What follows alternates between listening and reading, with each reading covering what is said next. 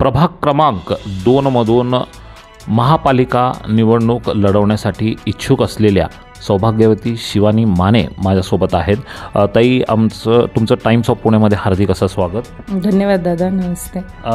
प्रभाग क्रमांक 2मधून तुम्ही इच्छुक आहात निवडणुकीच्या रिंगणात उतरण्यासाठी. कुठल्या पक्षाकडून तुम्ही इच्छुक आहात? मी काँग्रेस पक्षाकडनं इच्छुक आहे. मग काँग्रेस पक्षच का? दादा, काँग्रेस पक्षच का? आता हे तर सगळ्यांना माहीत आहे, कारण तो एक राष्ट्रीय पक्ष आहे. दुसरी गोष्ट, त्याच्यामध्ये इंदिरा गांधी, मी लहानाची जशी मोठी झाले तर मी इंदिरा गांधींचं कार्य पाहिलेलं आहे. त्या प्रधानमंत्री असताना ज्या पद्धतीने त्या म्हणजे आयर्न लेडी म्हणून त्या ओळखल्या जात होत्या आणि त्यांनी ज्या पद्धतीने काम केलं, खरं तर त्यांची ती पद्धत, ते कार्य एकदम वाखलण्यासारखं आहे. दुसरं म्हणजे राजीवजी गांधी असतील त्यांचंही, आणि त्या घराणी पूर्ण आपलं बलिदान दिलेलं आहे. ज्या पद्धतीने इंदिरा गांधींना माहीत होतं की मला असं होणार आहे, तरी पण त्या कधी आपल्या कार्यापासून किंवा ह्याच्यापासून वंचित झाल्या नाहीत.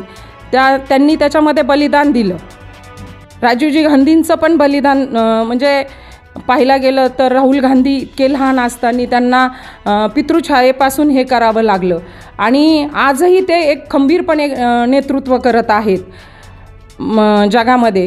त्यामुळं त्या पक्षामध्ये काम करायला मला का नाही आवडणार.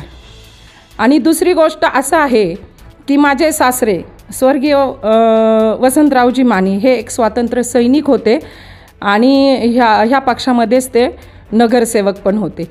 ते अपक्ष नगरसेवक झाले, म्हणजे पक्षाने त्यावेळेस त्यांना काही कारणास्तव काही प्रॉब्लेम आला असेल, त्यामुळे तिकीट दिलं गेलं नव्हतं काँग्रेस पक्षाने. हां, आणि मग ते अपक्ष लढले आणि नंतर परत त्यांनी काँग्रेस पक्षामध्येच सक्रियपणे काम केलं. त्यांच्यानंतर म्हणजे त्यांची काम करण्याची, सासऱ्यांची पण, एक ते स्वातंत्र्य सैनिक असल्यामुळे त्यांनी समाजासाठी म्हणजे तळागाळातल्या लोकांसाठी काम केलं आणि काँग्रेस पक्षामध्येच ते सक्रियपणे एकदम निर्भीडपणे त्यांनी काम केलं. आता ते गेल्यानंतर मी म्हणजे त्यांची इच्छा होती, यात असतानाच मी हे केलं, इलेक्शन लढवलं. तर त्यांना वाटत होतं की माझ्या पाठीमागं माझ्या कुटुंबामधलं कुणीतरी माझ्यासारखंच नेतृत्वाने काम करावं, म्हणून मग त्याच्यानंतर मी काँग्रेस पक्षामध्ये काम करण्यास उतरले. आता तुम्ही जशा पद्धतीने म्हटलात की काँग्रेस हा राष्ट्रीय पक्ष आहे, इंदिराजींचं बलिदान, राजीवजींचं बलिदान, किंवा तुमचे जे सासरे होते माजी सैनिक होते आणि त्यांनी काँग्रेस पक्ष म्हणजे तिकीट त्यांना नाकारलं गेलं, ते अपक्ष निवडून आले, काँग्रेस पक्षाला त्यांनी म्हणजे सपोर्ट केला आणि हे जे तुम्ही आत्ता बोललात आणि काँग्रेस पक्ष तुम्हाला आवडतं, ह्या मुद्द्यावरूनच तुम्हाला काँग्रेस पक्षाने तिकीट द्यावं अशी अपेक्षा आहे का तुमची? हो, साहजिकच. मागच्या वेळेस 2017ला मला काँग्रेस पक्षाने तिकीट दिलं सासरे गेल्यानंतर आणि अगदी थोड्या मताने माझा पराभव झाला त्यावेळेस. आता त्याला अनेक कारणं होती, परंतु आता ते काय अर्थ नाही बोलण्यात.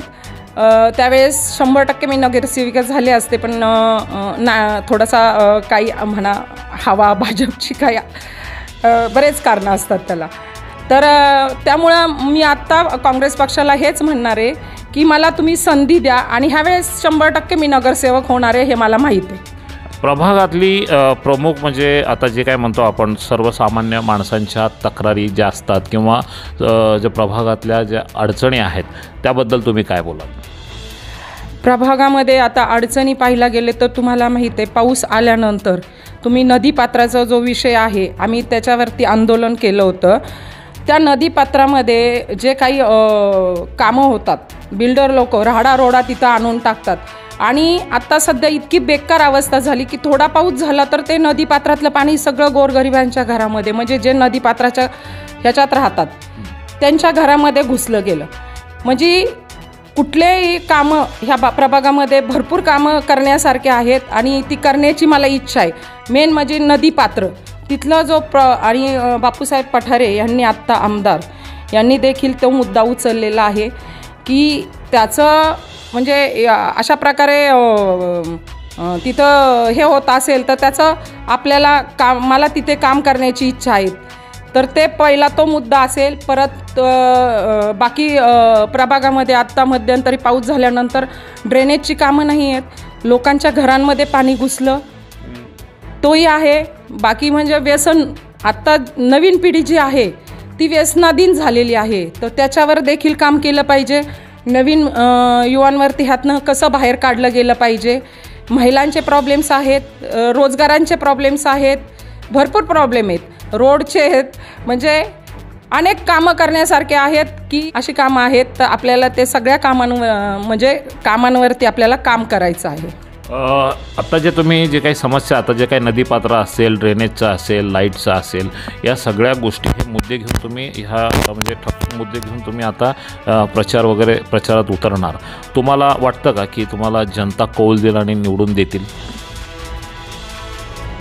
आता हा प्रश्न खरं तर जनतेचा आहे, कारण जनता जनार्दन आहे.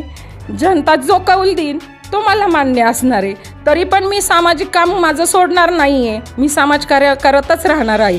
नगरसेविका झाली म्हणजे समाजकार्य करता येतं असं नाही, पण एक असं असतं की नगरसेवक झाल्यानंतर आपल्याला आपल्या हातामध्ये जे मेन पॉवर असते त्याच्यावर आपण कामं करू शकतो. परंतु आता काय होतं की आम्ही जेव्हा कामं घेऊन जातो, आम्हाला त्या कामासाठी 10 वेळा 15 वेळा फोन करावे लागतात, पाठपुरावा करावा लागतो, तेव्हा कुठं ती कामं होतात.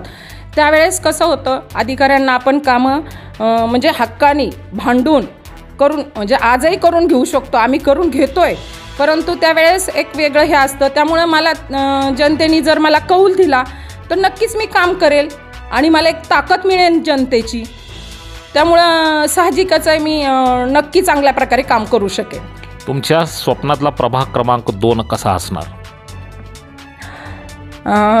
स्वप्नातला म्हणजे मी माझं जे ध्येय घेऊन निघालेले आहे, तर साहजिकच मी एक म्हणजे उज्ज्वल असंच स्वप्न बघत आहे आणि उज्ज्वलच असणार. नक्कीच तुमच्या अपेक्षा पूर्ण होत अशी टाइम्स ऑफ पुणेकडून मी शुभेच्छा देतो. कॅमेरा पर्सन स्नेहा कुलकर्णीसह मी ब्युरो चीफ सतीश राठोड. धन्यवाद. आपण हा रिपोर्ट पूर्ण पाहिल्याबद्दल शतशः धन्यवाद.